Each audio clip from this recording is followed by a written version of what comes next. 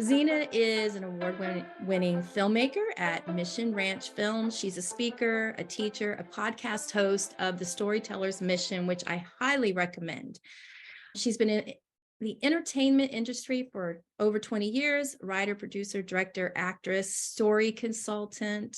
She's an adjunct professor at Covenant College and at Regent University in Virginia Beach in the Act One Writing for Hollywood program.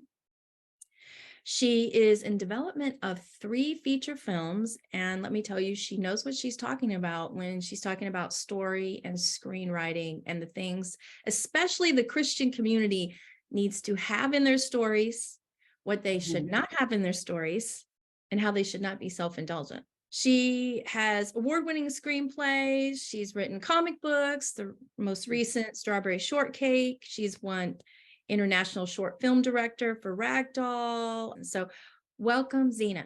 Thank you. Thank you so much. I mean, when you read all that off, I sound really impressive, but I'm really not that impressive. You know, it's just, it's hard. This is a hard business, and it's hard to make a living being a writer. And that's partly why I wear a lot of different hats. It's because that's what you have to do to make a living. Well, that's a really great point. So if you're looking to get rich by being a writer, don't quit your day job. Yeah, right. You can become very wealthy, but it's very few and far between. So, you know, I just read a lot of things about you, but why did you start this podcast? It's a great question, actually. It requires a 2-part answer. On the one hand, I have been teaching for 20 years now. I love to teach. I really do. And I think it's its own area of gifting. Not every writer can teach, and not every teacher can write.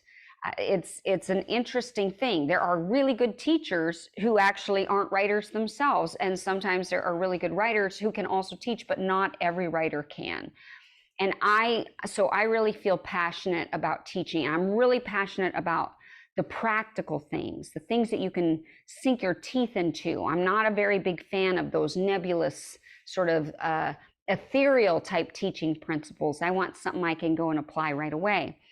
And I also like to dive into details. You know, I want specifics. And what I've found is that while I do the best I can at the college classes to teach the material as in depth as I can, given the time I have, or at the writers' conferences, there's just more to say. There's more to say that is important to the writers. There's more for people to learn. And also, I felt like what I constantly saw is that there wasn't a place for people that were already good writers to go to get better. You know, there's a lot of places people can go to get started, to get that new sort of writer, you know, to sort of get the basics. But where do good writers go to get better? So I wanted to have a podcast that served more experienced and advanced writers too, where they could still continue to improve their craft, because it's something we should always be improving on.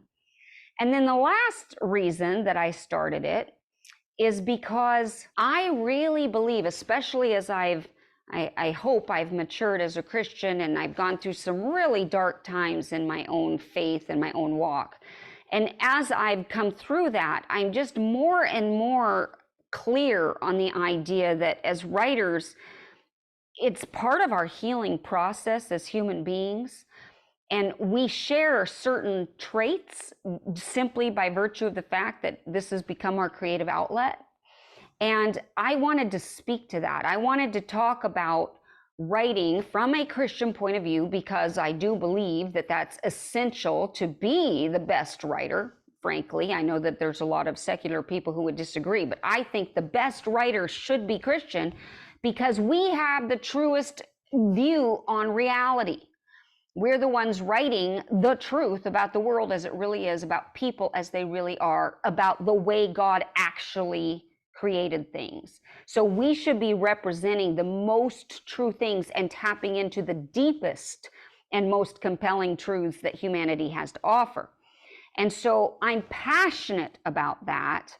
And I'm passionate about communicating that to writers and then looking at how that impacts us as people. Because if we're not improving as people, then there's also something off. So it's all, it's kind of a holistic approach, but it's very much craft oriented, but with this holistic approach of we've got to deal with ourselves too. We need to understand who we are.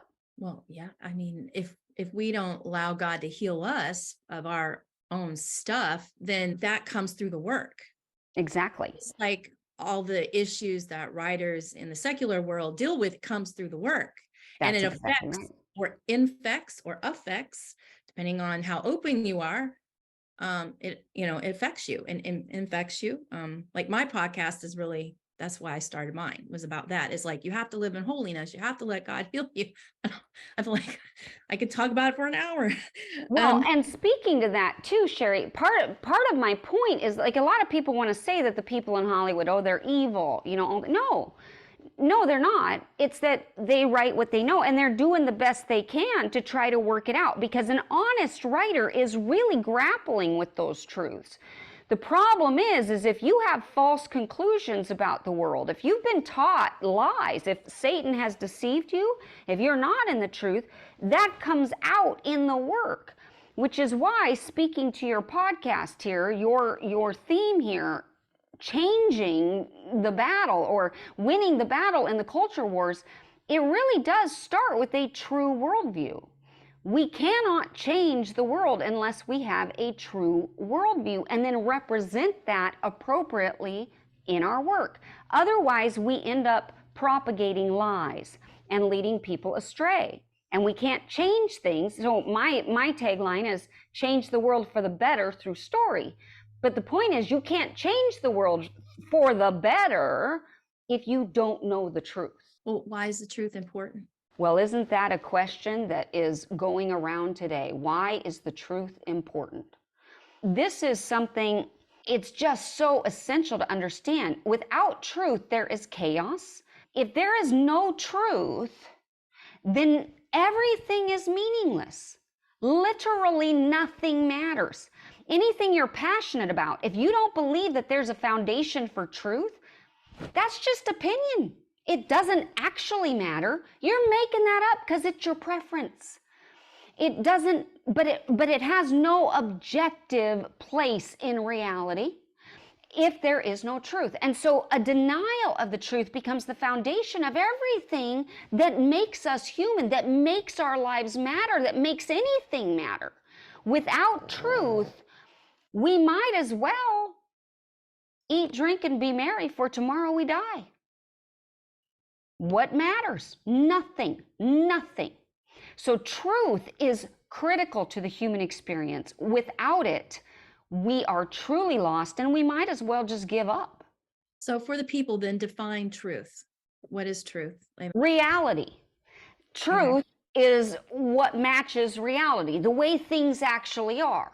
So I'm in truth insofar as I am accurately reflecting the reality of this world as God actually made it, and of human beings as they actually are. And so that requires then some understanding of theology. Now, mind you, there are secular people who are still representing the truth, because all truth leads to God. And if you're an honest artist, even if you don't know Christian theology, if you're being honest, you can tap into some deep truths, because you can get there. Because that's part of natural revelation. Special revelation gives us extra insight into why those things are truth. For example, as a Christian, I know that the reason that we feel guilty is because we are guilty, because there's a standard of right and wrong that I know that I have violated, and God has written that on my heart.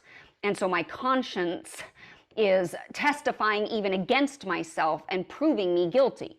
Whereas if I'm outside of Christian theology, I might still agree that I feel guilty, but I might think that the reason I feel guilty is because of some socially constructed norm that ought to be rejected, and I ought to embrace whatever thing that I'm doing that's wrong. And it's really just, I have to get rid of this patriarchal system that has told me that that's a wrong thing to do.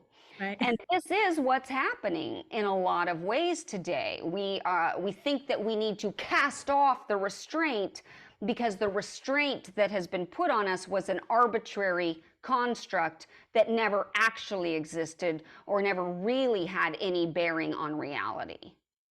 But that's where I think the battle is. And then also we get to see that played out. And I think that's why we see so many trans people, for example, that have trans regret now, because they were told that this was going to be the thing that liberated them.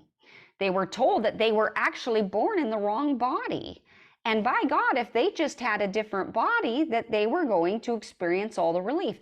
And maybe they even did for a short period of time, until enough time passed and they went, wait a minute, now I can't have kids. Wait a minute, this is hurting. Wait a minute.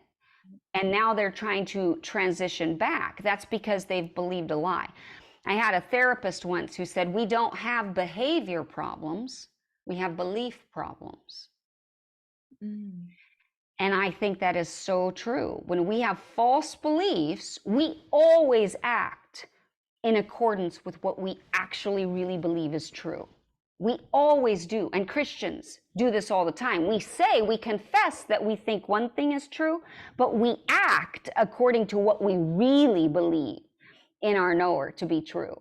And that's why we can say, and we can say with our tongue all we want, I trust God, but then we really prove it in our actions, which, by the way, applies to story, doesn't it? Because our characters prove what they really believe in their actions. We're the same. Anyway, all this to say, we don't have behavior problems. That's why it shouldn't be us versus them. We shouldn't think of, it's a belief problem. We have to correct the belief and the behaviors will follow. But that's where it comes again back to Scripture. You shall know the truth, and the truth will set you free. The truth doesn't automatically set us free. We have to know what it is, and then we can be freed from it. Anyway, right. I don't know. That makes sense? Jesus. No, absolutely. One of the things that you've said is that writers have a moral obligation to tell the truth, to speak the truth, to write the truth. Like, why? Why do we have a moral obligation? Or what do you mean by that? Thank you. And a lot of people misunderstand that. They think that I mean that we should all be writing true stories. Or I had one person correct me and say, that is not the number one obligation of writers. Our number one obligation is to entertain, period.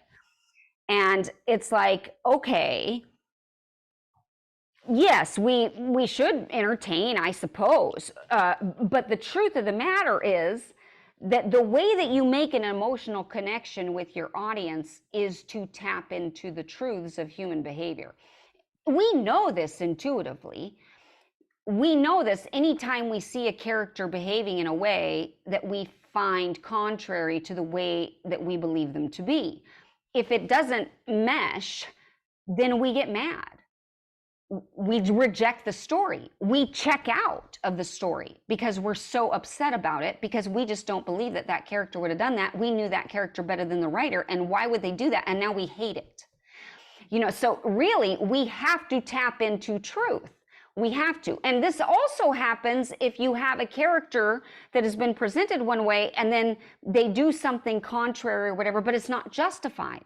So always and forever in writing, we are trying to make sure that our characters are acting in a way that is consistent with how we've portrayed them, but is also consistent with the growth that they're experiencing, that is also consistent with the stakes of the piece, and that is justified in the text itself, whether you're writing a screenplay or whether you're writing a novel. It always has to be justified, but the truth is essential for us to represent, first and foremost, so we can have that emotional bond with our audience, but then also so that we don't end up propagating lies.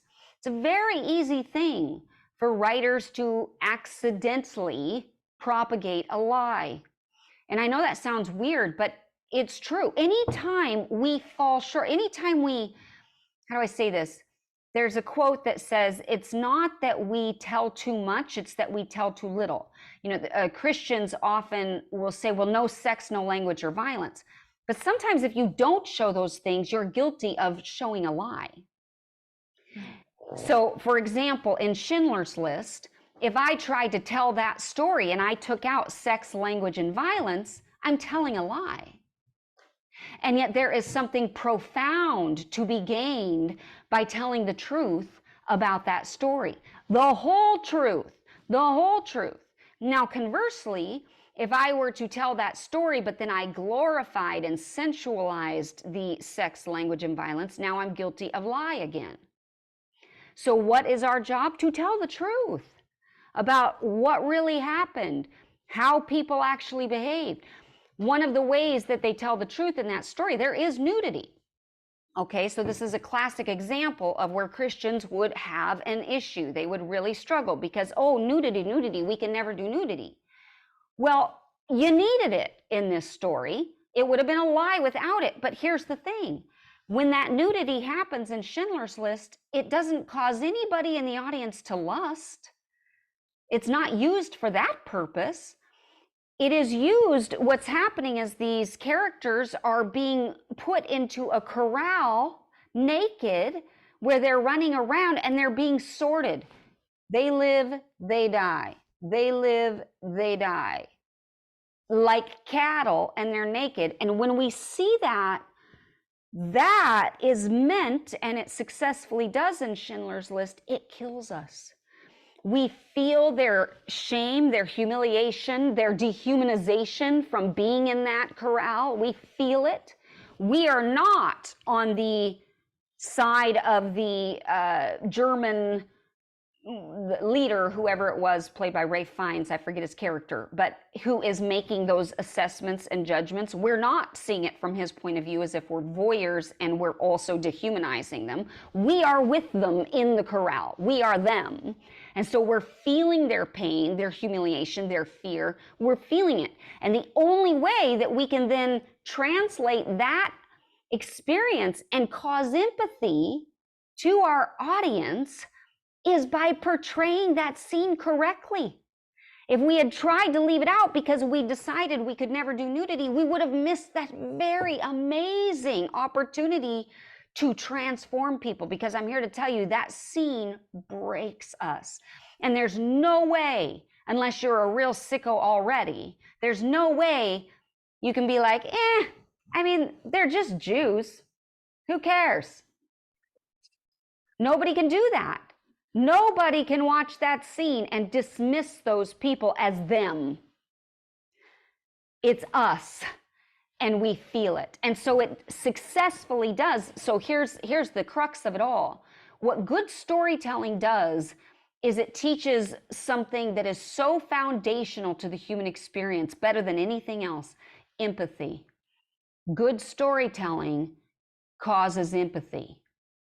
It is probably the most important human characteristic, the ability to empathize with other people. Without that, we are tyrants.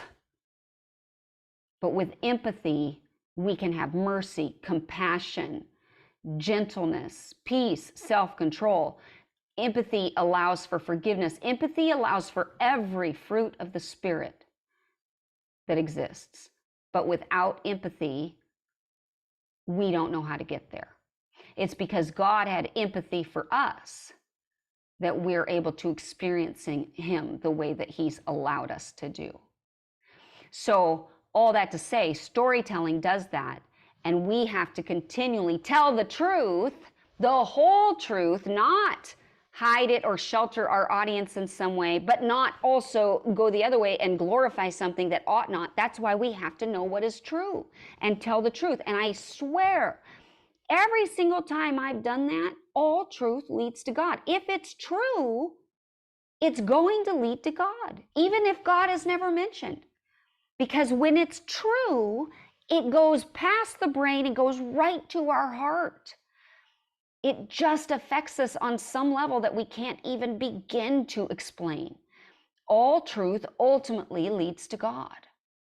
So we have to trust that and tell the truth. So there's a popular Christian movie that came out last year, the year before, and they had a sex scene in it. And when I go back to what I said about self-indulgent, when I watched that movie, I don't know if you would want to mention it or not, or if you know what I'm talking about. But when they had that, I was like, this is ridiculous.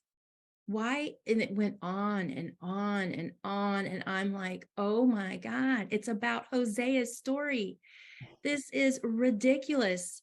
You can show that without showing that. It, to me, when I listened to your podcast, it was self-indulgent. Okay, it was gratuitous. So I didn't see that film. You're talking about Redeeming Love. Yes. I did not see it. It was a So great book. I was so excited to oh, see the I'm movie. yes. I mean, One of my everybody favorite talks books. about that book, and so everybody was pretty excited. Um, I have not seen the film, so it's a little tricky for me to speak to it completely since I haven't seen it. But here's what I will say. Generally speaking, we don't need to show a lot in terms of sex scenes for it to get the point across or to show the intimacy between the characters. In fact, there are some powerful scenes that are done without ever showing those types of things at all. For example, in the last Tom Cruise, not Ninja, what is he? The last, oh shoot, I'll have to think of it. But the point is, there was this wonderful scene where he killed this woman's husband, and now he's going to battle, and she's putting his armor on him, her husband's armor on Tom Cruise as he's about to go. And they've fallen in love, but they never touch. Oh, The Last Samurai? The Last Samurai, that's it, The Last Samurai. It's this power, that's the love scene. Right. The love scene is her putting on the garb without them ever touching. It's tangible. It is so powerful. And you know their love is real and deep and something that most of us would never, ever even experience, and they never even touch. It is a beautiful, beautiful scene. And my point is, it's really easy to take love scenes too far. And also, here's the other thing, and I often argue this. See, as filmmakers, we can do things in novels that we can't do on film because we also have a moral responsibility to our actors and our crew. And see, the problem is that when actors are simulating these types of sexual encounters, it is a spiritual experience that's happening that could be damaging them. I have so many stories about this where there are these Hollywood actors who have to do these love scenes, and they go back to their trailers and they cry because it's so violating to them. But then they try to laugh it off because, well, you know, I'm just being overly sensitive. I mean, it's just part of the job. No, you were violated. You were violated. It was a violation because your body, we are bodies. You know, our bodies actually are part of who we are. And they react. That's right. That's right. And it does something to us. So while I haven't seen Redeeming Love, if it went on and on, then my guess is it was a violation to the actors too. I mean, we just don't need that much to get the point across. And there are actually more powerful ways to communicate true depths of connection besides sex. We're the ones who have decided that sex is the foundational characteristic of showing intimacy. And yet, really, there's an intimacy that goes beyond sex. So we can allude to sex in a way that is still true and not violate the intimacy that's trying to be portrayed. Does that make sense? Oh yeah, it makes sense. And of course, that's my opinion, you guys. So, and I think they were fully clothed too. It was Oh, anyway. okay. Well, have you ever seen a movie called Lost in Translation? Sorry, my mic came loose. No, I think I didn't like that one. Okay. A lot of people didn't. I loved it. And part of what I loved about it is that at the time, Sofia Coppola did it. And at the time, she was really challenging the status quo. To me, the whole point of that film is she's showing how true emotional intimacy is not found in sex. She completely defies that narrative, because Bill Murray's character and Scarlett Johansson's character, they are truly intimate, emotionally connected. They get each other on a level that they can't even find with their significant others, but it's not sexual, and yet it's true. And yet we were led to expect. I mean, she starts the movie with, you know, these close-ups on Scarlett Johansson showing her in her underwear and things like this, where we're trained to expect that these two are going to be intimately involved in a sexual way. And yet that would have been a violation to their intimacy. It would have absolutely violated their true intimacy. And in fact, he does have sex with a different character. And when she shows up, she knows that was fake. That was false. And what is he doing? He's just being fake and false and gross. And she appropriately judges him, because they know that true intimacy isn't sexual. And so while sexuality can be a piece of that, I think, to speak to your point, we really have to be careful anytime we have sex scenes in movies, because of all of those things. That is the easiest one, I think, to totally violate and to go past what is appropriate in our desire to tell the truth. But the truth is deeper than what we're probably going to. It's sort of like using the F word. It's an easy go-to, but it's not necessarily the right one. Sometimes it is. Sometimes we have to show those things, but sometimes it isn't. It's just the cheap go-to. I completely agree with you. So give us some practical tips. So, you know, the world is on fire. It feels like it literally almost all the time, but metaphorically.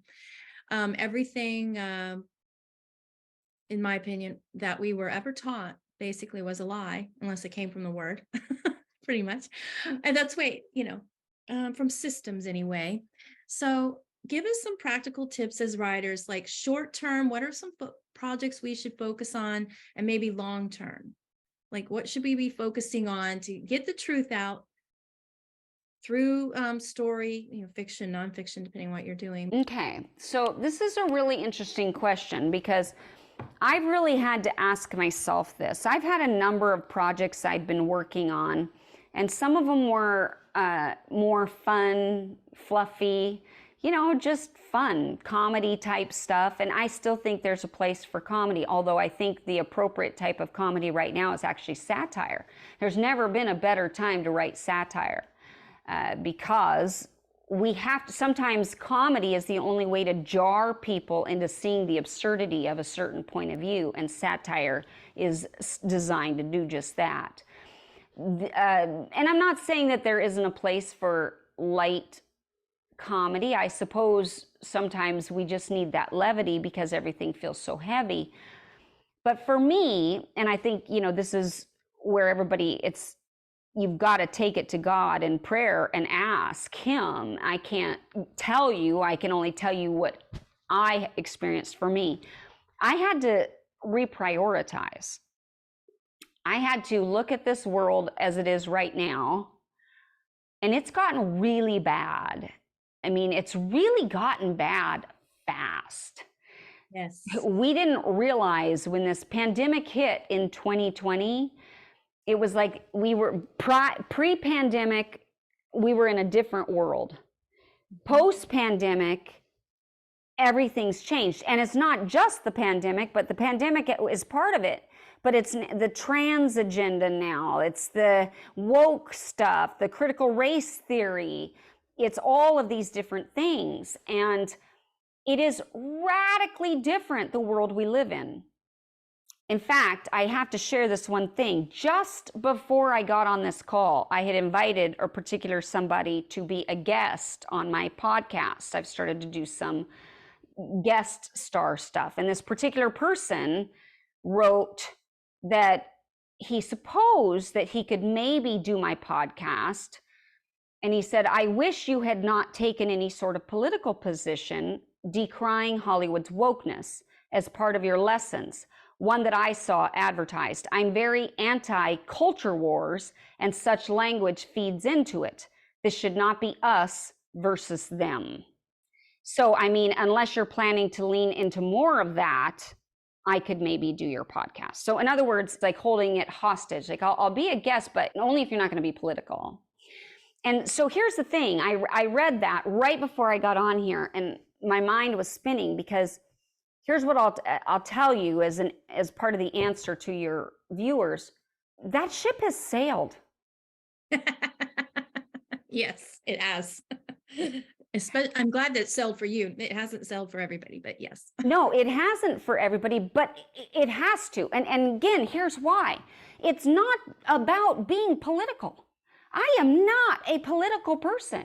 I have never debated Republican, Democrat, any of those things ever. I mean, when I'm working on film sets, I avoid those things like the plague, because if I'm going to talk to people about anything controversial, it's going to be Jesus. And so I've avoided getting into politics completely. But I can't do that anymore, and neither can you, because now what's under attack is truth. Yes. And so it's not about being political. It's about being philosophical. It's about having the right worldview and addressing lies. It's actually beyond politics, far beyond politics. This is what we call spiritual warfare. What's at stake right now in the marketplace of ideas is whether or not truth even exists. We can't sit this one out, folks. We cannot sit back and see how it all pans out. I went to a, do I have this written? I don't have it here with me. I went to a really interesting event recently where the gal who's the CEO of Prager University was speaking. And she said something that was really fascinating.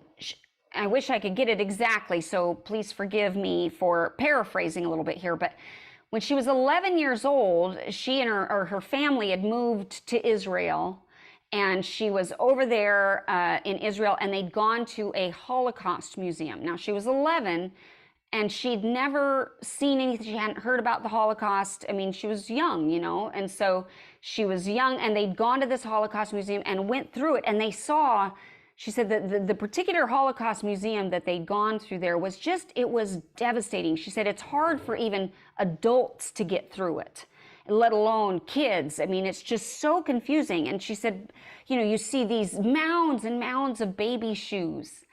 You see just everything that you see. She said it was so devastating. And when she said, by the time I got done, I was so confused. And I went up to the tour guide and I said, how could this happen? How could this have happened? How could people have let this happen? And the guy said something to her that completely changed the trajectory of her life, and I think is relevant to us here today. He said, it happened because most people don't fight. They think others are going to fight for them. And by the time they fight back, it's too late. And that is so true. That is so true. We let other people put themselves out there standing up for the truth, right? And then we think it's okay for us to be peacemakers or to not get involved or to be kind and all these things. But we want other people to be out there fighting the battle. We all have to be fighting the battle. We can't let others fight for us anymore. It's not fair. And we will be rolled over. There's not enough of us fighting. No, I have been so attacked. It's been unreal. And I think I'm pretty fair and careful the way I'm not trying to demonize anybody. I am simply trying to tell the truth and engage in meaningful conversation. But I have been so attacked and called all sorts of terrible names. I can do that though, because I believe I'm called to speak up and to not force other people to have to take those hits. We all have to take the hits. We all have to be speaking up, but we will be beaten if the rest of us stay silent. We will not win. We all have to fight now. So my friend wants this not taking any sort of political position. It's an impossibility given what is at stake. And by the way, part of what is at stake is kids being harmed. And this is true. It is just true. And I know that people take issue with that and they think it's lies. No, it is not. You look at the books that are being allowed into these schools, or kids are being forced to read. I'm telling you, they are being groomed for pedophilia. And I know this. And here's a shocker here. I'm going to drop a bomb on your audience right now. Part of the reason I know that this is true is because I'm an adult survivor of childhood sexual abuse. Not because I was touched, but because I was prematurely exposed to sexual content. That is a covert form of sexual abuse. And it's covert, which means it's even harder to put your finger on. And yet the markers of it follow you all over your life. And so what happens is when, and this is what happened to me, because I was prematurely at the age of 4, 5, 6 years old, prematurely exposed to pornography and sexual content that I never should have been privy to. Then by the time I'm in high school, I have a youth pastor who grooms me. Because I'm now vulnerable to it, because my boundaries are off, because my perspective is off, because I don't have a good gauge in these things, because I have been sexually abused in a covert way, and it has twisted me, because that's what it does. So I'm here to tell you, prematurely exposing these kids to sexual content like they want to do in these books, drag shows, this sort of thing, the whole point of a drag, there is not ever in the history of the world has there ever been an innocent drag show. The whole point of a drag show is the same thing that when you go to a stripper club. It is sexual. That is the point. That is the point. So you can't have an innocuous drag show. It is sexual in content and it violates them. It is violating kids. There is no room for it. It doesn't mean that I'm even saying drag queens are evil or anything like that. I'm saying you don't do that for kids. You just don't. If adults want to go to a drag show and be entertained by that, they're adults. As adults, we can handle different things. When I was a child, I thought as a child. When I became an adult, I put childish things behind me. But we are taking adult things and forcing kids to be exposed to them. So we can't sit this one out. We cannot sit this one out. There is no being outside of the politics on this one. We have to get involved. So that is me being very, very passionate about this subject. As for my practical advice, it goes right along with that. So the very first thing is that you need to figure out what stories you should tell. Now is the time for hard stories. Yes. Hard stories. The honest to God truth. And by truth, I mean, you tell the truth about that character. You tell the truth about the human condition. You tell the truth about the world as it really is. There is no room for mamsy-pamsy Christian stuff either. There's just no room for this crap that is being peddled in a lot of Christian circles. This pure flick stuff. I'm sorry, there is no room for that right now. You tell the truth. So you figure out which story you're called to tell for such a time as this. And then you fight. You don't sit back and expect others to fight for you. You learn how to speak up. You start engaging people and figuring out tactics. You don't have to be a jerk. We're not supposed to be jerks, but we are supposed to speak up and tell the truth. What were your 3 questions for reframing something when like your friend who sent you this email? I can only imagine how you'll respond. I mean, I think you're very nice in the way you respond. I am not very good at doing that. So, I actually want to write down those questions to help me. Shari, I'm not good at it either. It is not something that comes natural. I panic a lot of times when I get these sort of messages, and my heart races and everything, and I have to walk. That's why I taught tactics to help people learn to engage it, because I had to learn it so that I wouldn't just be silent, because my temptation is to just shut up. And yet there's something in me that feels compelled to respond, but I had to learn tactics. So I've written them down too. There are 3 questions that can help you navigate almost anything. Because here's the truth. If we're trying to, there are the tactics where you can try to shame people back, call people names, do all that. And there's a lot of people that have resorted to those, and I'm not even going to judge that, because sometimes maybe it needs a harsher thing, and I'm just trusting that God is working through them, and maybe those people doing that at certain times, that will be good. I don't know. For me, what I find is that if I'm trying to actually engage somebody and get them to think, the best way to do that is to ask questions, to get them to question their own suppositions. But I don't avoid making statements either. If I need to, I'll say, for example, I believe that it's wrong to rape children. Do you believe in objective truth? Can you give me one?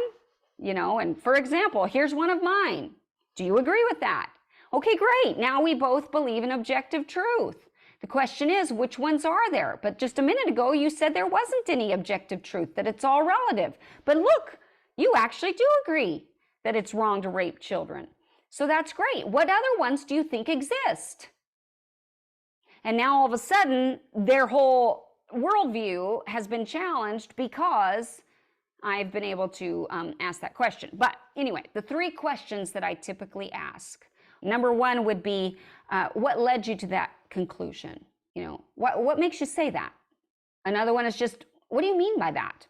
That one is huge. I use that all the time. What do you mean by that? I've been accused of a lot of things. I've been accused of being a con artist, of peddling lies, astonishingly spreading stupidity. I've been accused of being a white nationalist or a Christian nationalist. I've been accused of being anti-trans.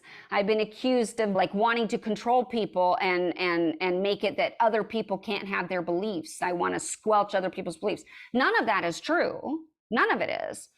But instead of defending myself, I will ask questions. Well, what do you mean I'm spreading stupidity? What do you mean by that? How so? Can you give me an example? And then I'll ask follow-up questions. Well, yeah, you're spreading stupidity because you just said that, woke culture is a lie and it's true. Okay, well, what leads you to that conclusion? What makes you believe that woke culture is true? What is it about woke culture that you think is true? Because what they want to do, and this is really what I'm trying to do, is to get them to make declarative statements.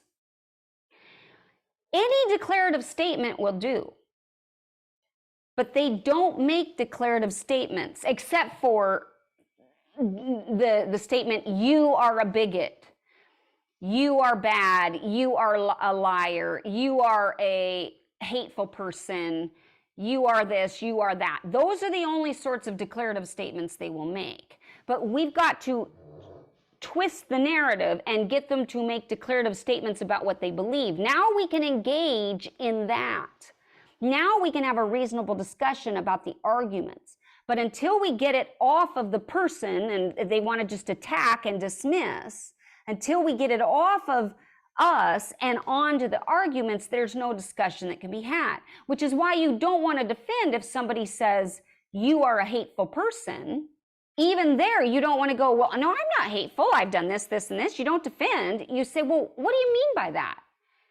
What is it about this that's hateful? Are you saying that it's hateful that I have opinions and I'm expressing them? What exactly is hateful? Oh, I see. So it's okay for other people to have opinions, but I'm not allowed to? How does that work? And that's the last question is, could you explain this to me? And that's where you're pointing out, even what I just said, it's a paraphrase of that. How does that work? Help me to understand. There's a lot of different ways to phrase that same idea, but it's basically, help me unpack this. Help me understand how this works, because you're pointing out the inconsistency, the contradiction in their point of view. And it works, it really does. So really, there's just 3 questions. What do you mean by that? How did you come to that conclusion? Can you help me understand this? Those 3 questions, you write them down, put them on a little sticky here. And by the way, I didn't just magically come up with those questions. I read a book by Greg Koukl called Tactics. It's about using apologetics and talking to people about their alternative worldviews. And I read that years ago, and so I've used those questions ever since. So he's the one who came up with those, but I find that they are really, really useful and in every discussion. So I highly recommend it. And if you have a chance to read that book, it's worth reading too. Well, I don't know if I'll be able to read the book, but I will definitely write those down and use them. I've been attacked, I don't know, for the last 2-3 years, I'm this, I'm that, I'm offensive. I offend everybody. I offend people when I go to the school board. That one was good because, it's on YouTube, things I say. Yeah, it's awful. It is awful. And it's hard, isn't it? Yes, very. I'll tell you what, I've never before had to be so clear on who I am in God. Right. Because there is something, especially as women, we really hate being misunderstood. Yes. And men are better at it, I think. Yes. Men don't care as much if they're misunderstood, but we women, we hate it. It hurts us. It hurts to feel so misunderstood, to feel so misjudged. And there is a tendency in us, I think, to want to try to explain, no, that's not what I am. No, you see, here's what really happened. Like we want, but we can't. And so I've had to really, and I hate the term thick skin, because to me that implies being calloused. And I don't think we're ever called to be calloused. I don't think that's what we need. It's not about having a thick skin. It's about having an impervious identity. We know who we are in God. And so I think it's okay to still be grieved by those things. I'm misunderstood by a lot of people, and it saddens me, but it doesn't control me. I'm not enslaved to it, and I'm not, well, I guess this is part of control. I'm not going to kowtow to it. I'm not going to cave to it. I'm not going to be manipulated by it. It's still part of the control thing, because that's part of what they want you to do. It's a bullying technique to get you to submit, and we can't. So I've had to learn to let go, and I've had to remind myself that it's none of my business what people think of me. It's none of my business. What's my business is what God thinks of me and what I think about myself. I mean, I hate to say that, like, oh, there's also this craze where we're way too into our self-love. It's just, we've gone off the charts in that direction. But nevertheless, there is something to be said for the idea, especially in the context of a clear conscience. If I can honestly, with a clear conscience, feel like I've done the right thing, even though other people are against me, but I have followed my conscience. Not out of pride, not because I'm too stubborn to change my mind, but because it's truly what I feel called to with God. Then there is peace in that, even if there is suffering from the world. And I would also, as a final note of advice to your listeners, they should know that we're only going to increase our suffering. I mean, it's only going to get worse for us as Christians. So staying out of it isn't going to lessen your suffering. It really isn't. And getting into it is probably going to cause some suffering. we're not getting out of this unscathed, but what we can get out of it is a clear conscience, and that is worth it. There's nothing better in this world than a clear conscience. That's really good. I mean, it's a battle of good versus evil. And It is. yeah. And over the last couple of years, you go back, I know we have to get off. You go back to the Holocaust, the church didn't stand up. The pastors didn't stand up. Did pastors stand up during the pandemic? No, Not really. no. Okay, a couple, Nope. we have people dying and this and that. Did people stand up? Did they kowtow to the government? Yes. That's how it happened then. That's how it happened. Mm-hmm. So, and I am accused of being political because I am. But, you're right. We're not going to get out of this unscathed if we don't say anything. That ship has definitely sailed. Mm-hmm. So we have to. If you save one person by standing up, then it was worth it. Yeah. And that's why too, I do think we try to be respectful in it, but we're firm. We can't be weak. The time for the church's weakness is over. We're in this position because the church has been weak for too long. Enough. And let's stop confusing niceness for kindness. Kindness is telling the truth, even when it hurts. That's true. Better are the wounds of a brother, right? Sweet are the wounds of a brother. I forget that verse, but like the point is that we need to be honest with people and stop being so nice. Nice is why we're here. Christians, it's time to stop being nice. We still be kind, but kindness sometimes means tough love. In fact, often means tough love. I mean, for crying out loud, look what Jesus said to Peter, "Get behind me, Satan." This is one of his inner circle. The time is now. We've been weak for too long. It's not too late to, I think it's going to just be about maybe holding back the tides for a while. I don't know that we can turn this ship around completely. I don't know. But I know we got to try. And I know there have been other times in the history of the world when it's looked as bleak. And the tides have been turned. And it's been the church at the center of it.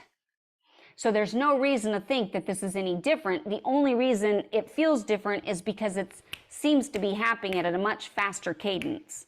And everything seems to be coming together at the same time. And it's a worldwide phenomena rather than a localized one like it has been in the past. So there are reasons here for greater alarm, but that's all the more reason for urgency and to stop being weak.